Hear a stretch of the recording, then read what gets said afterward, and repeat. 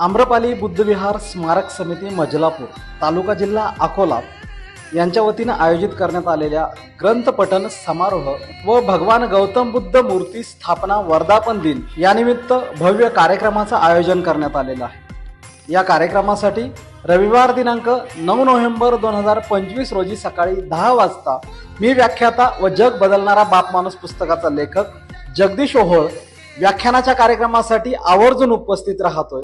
तरी या व्याख्यानाच्या कार्यक्रमाला आम्रपाली बुद्धविहार मजलापूर तालुका जिल्हा अकोला या ठिकाणी आपण सर्वांनी हजारोंच्या संख्येने उपस्थित राहा।